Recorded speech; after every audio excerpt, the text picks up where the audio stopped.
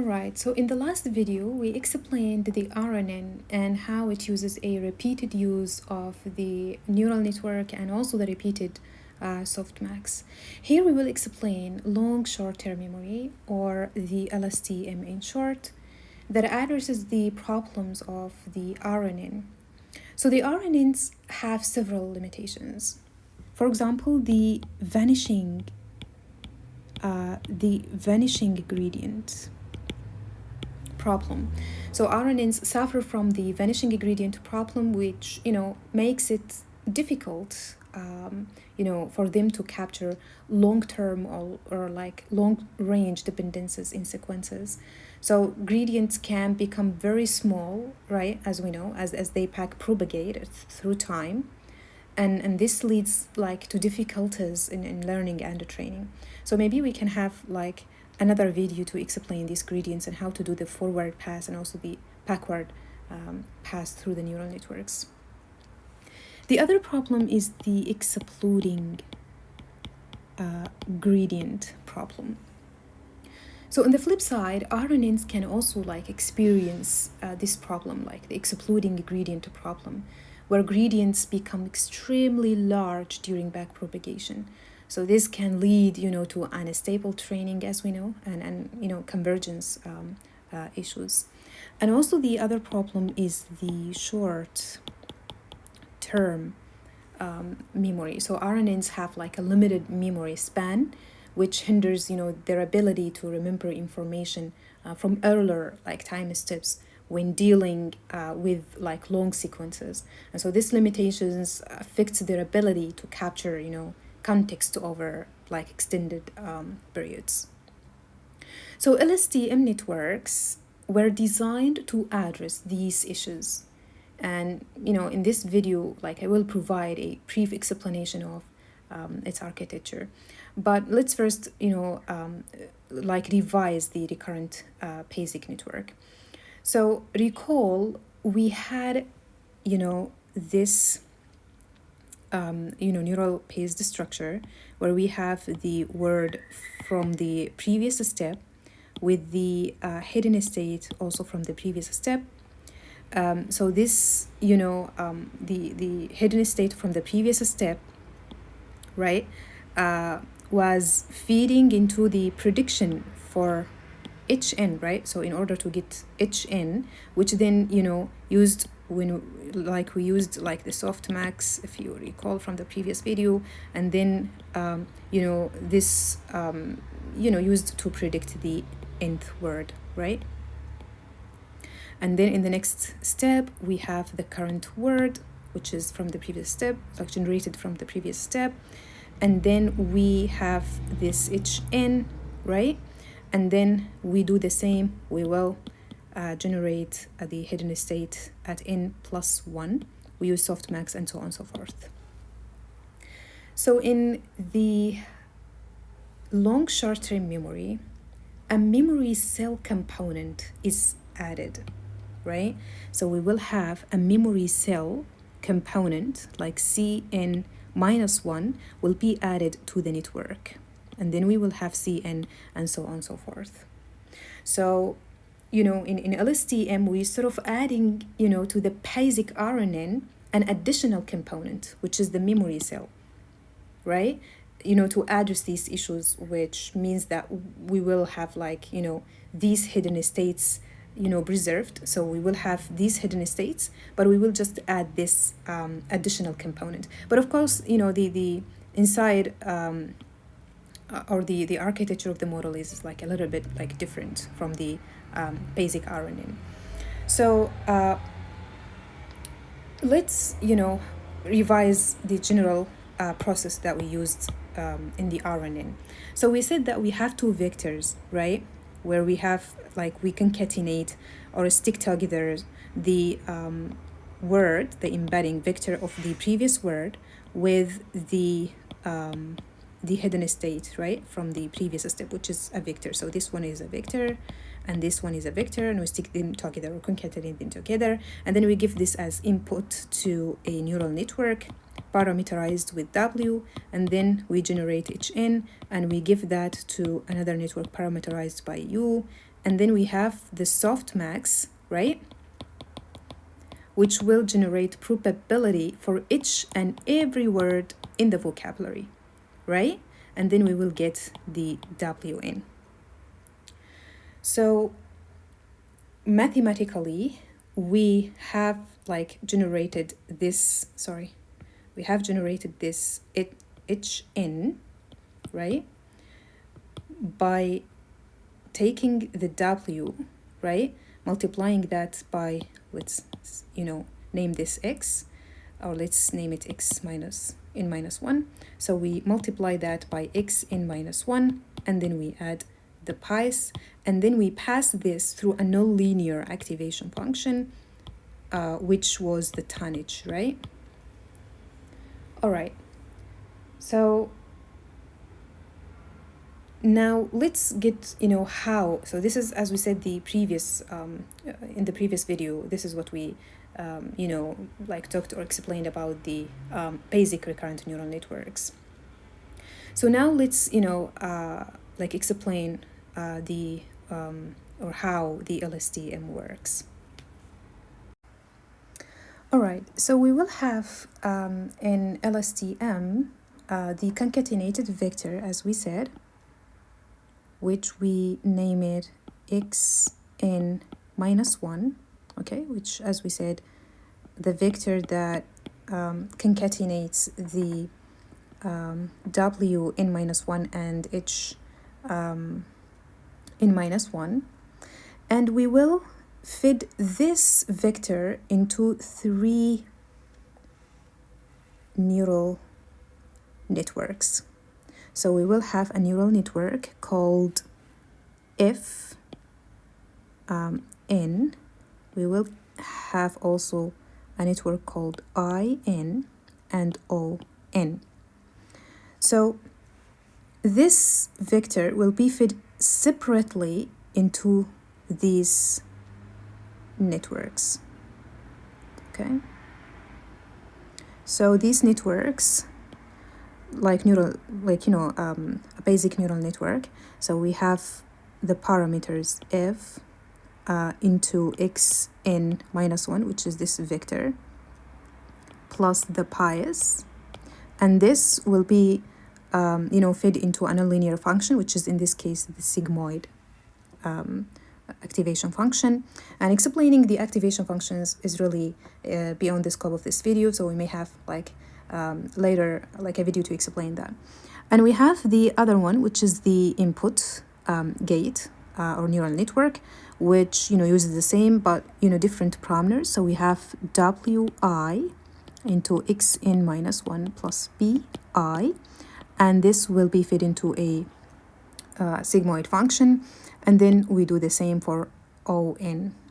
Okay, so we have sigmoid, and then we have wo into xn minus 1 plus bo, right? So all of these networks, they uses the same activation function, right, which is the sigmoid, but they differ in the utilization of the parameters. So I mean, each network has its own associated set of parameters, w and the w and the pi's.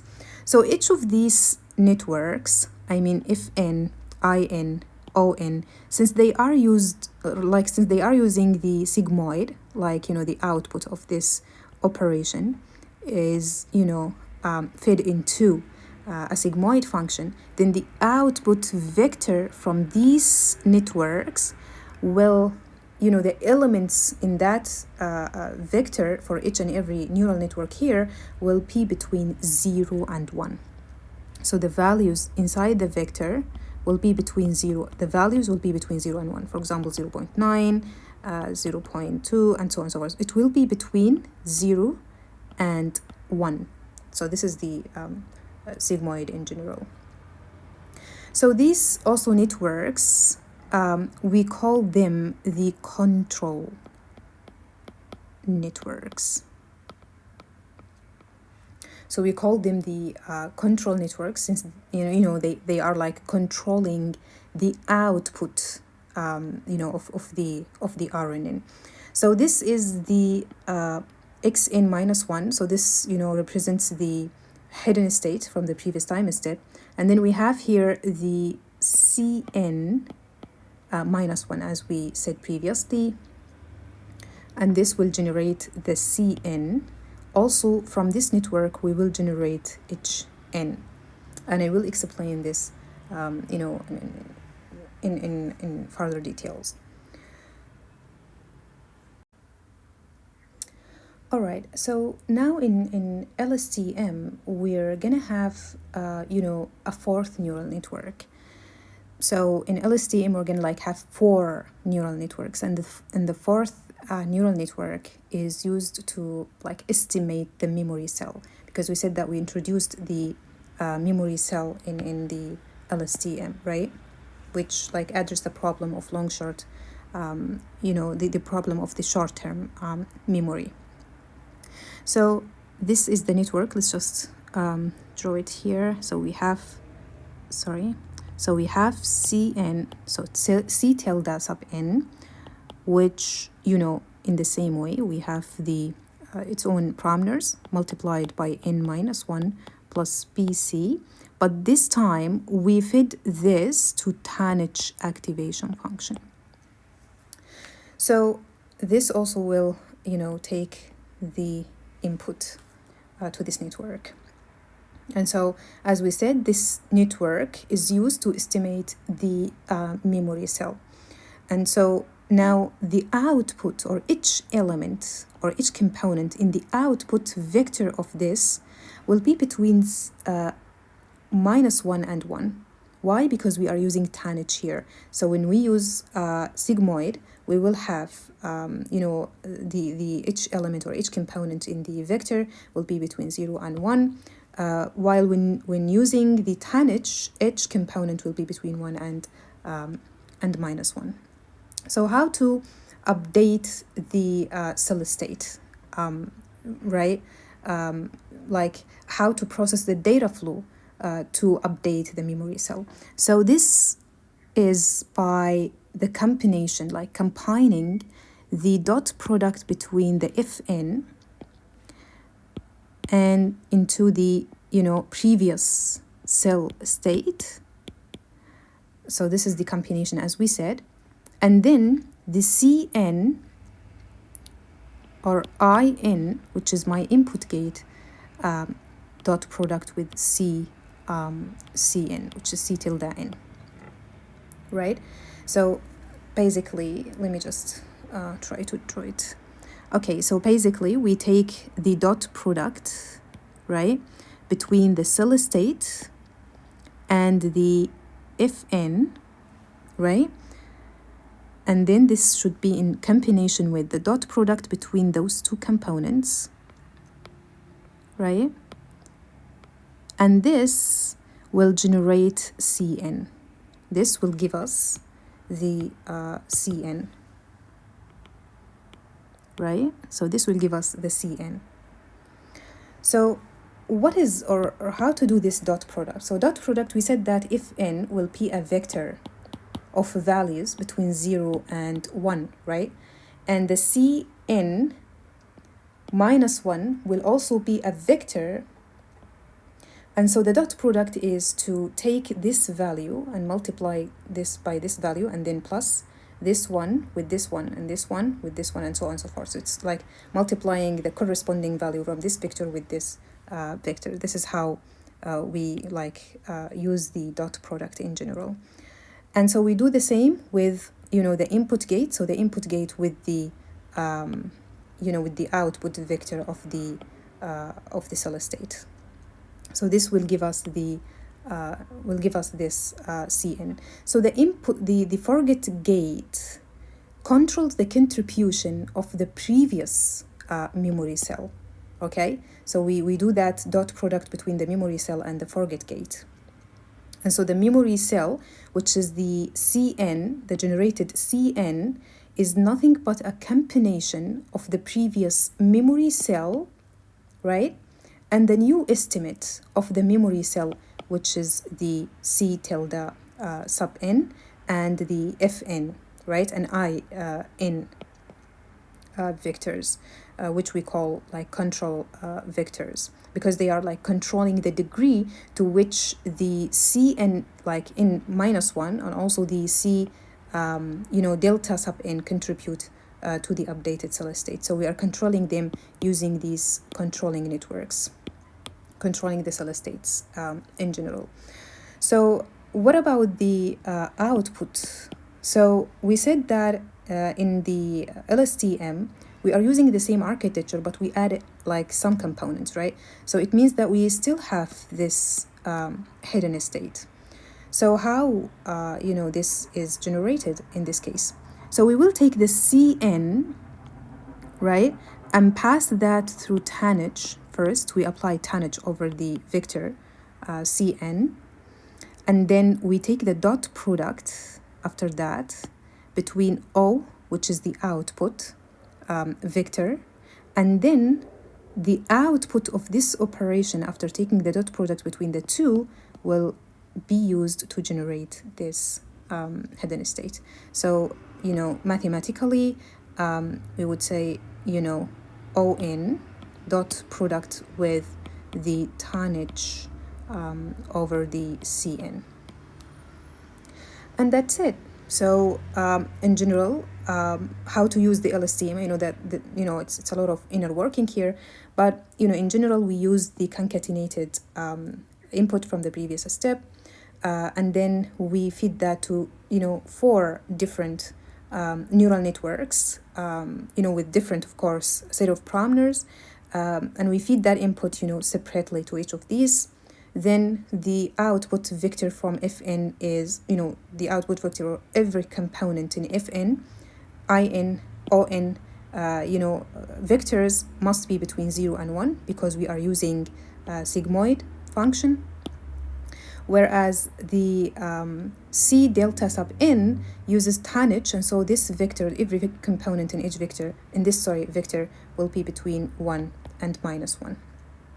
So we used the control networks in order to control the contribution of the previous memory cell. We use also the In, so Fn and In, the controls network to control the degree to which the current state and the previous cell state contribute to the new updated, which is the Cn. So this is my Cn, new updated Cn, right? Which is like using the combination of Fn dot product with the previous state, and then we combine that or like add that to the In, the output from here, dot product with the C delta sub n.